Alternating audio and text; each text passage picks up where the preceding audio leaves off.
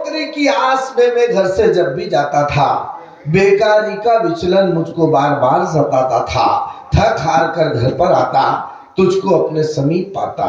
सब कसते थे ताना, पर तेरा संबल साथ निभाता। कष्ट की मेरे तुझको रहती, हरदम असली ही पहचान। ममता में है जीवन तेरा, माँ तो कितनी महान।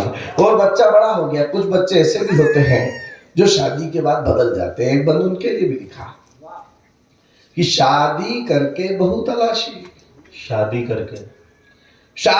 करके बहू तलाशी, बेटा बन गया सत्यानाशी। टूटा उसके जिगर का टुकड़ा, बदल गए थे ग्रह और राशि। बचपन, जवानी और बुढ़ापा, मां ना खोती कभी भी आपा। अपने बने भले पराए, उनके लिए भी पगड़ा पा। बेटे उन्हीं कपड़े पहन ले, जाड़े में था उसको ध्यान। ममता में है जीवन तेरा, माँ तो कितनी महान। ममता में है जीवन तेरा। और इस कविता की अंतिम 10 पंक्तियां मंच पर उपस्थित एकमात्र कवित्री और सभागार में उपस्थित एकमात्र मात्र शक्ति के श्री चरणों में अर्पित करता हूं। ये कविता की अंतिम प्रतिनिधि 10 पंक्तियां। एक कवि की दृष्टि में माँ क्या है, मेरी दृष्टि में माँ क्या है? माँ क्या है? माँ जन्म है, माँ मृत्यु है, माँ जीवन का सार। माँ क्या है? माँ जन्म है, माँ मृत्यु है, माँ जीवन का सार। माँ है तो हम हैं, माँ से बना ये संसार। माँ को पूजो, माँ को समझो, माँ को जानो बारंबार। त्याग तप की अमिट शक्ति है, माँ की महिमा परंपार। माँ नमन है, माँ अमन है, माँ दमन है दुष्टों का। माँ दुआ है, माँ दवा है, माँ मरहम है कष्टों का। माँ शौर्य है, माँ पराक्रम, माँ दुग्ध है पुष्टों का। माँ दशा है, माँ दिशा है, माँ सन्मार्ग पर कष्टों का।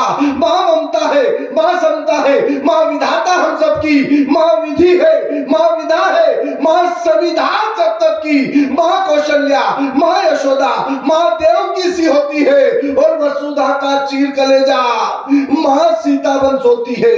माँ सुख है, माँ समृद्धि, माँ वैभव है दुनिया की, और घोंसले में ठिठुरता बच्चा माँ चोंच है चिड़िया की।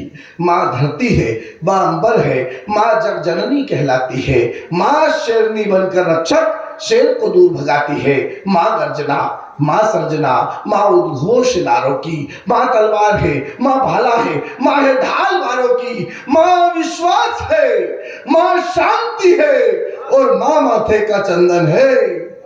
जल थल नभ की सारी माताओं का वंदन है, अभिनंदन है, वंदन। वाह वाह वाह। और मित्रों, कवि सम्मेलन को हम उस मुकाम पर लेकर जाना चाहते हैं जहां से जाने के बाद इस कवि सम्मेलन की यादें, इस कवि सम्मेलन की स्मृतियां बेशक निसंदेह आपके हृदय पर अमिट छाप छोड़कर जाएगी।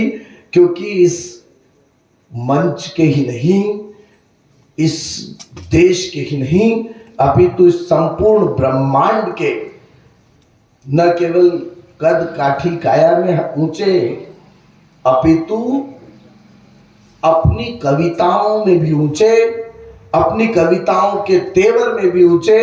और बेशक देशभक्ति की ऐसी कविताएं, ऐसे गीत, ऐसे बंद लिखने वाला मैंने अक्सर कहा है कि आदरणीय दादा देवकृष्ण व्यास जी भूतो न भविष्यति, ऐसे कवि न कभी हुए हैं न कभी होंगे। ऐसे कवि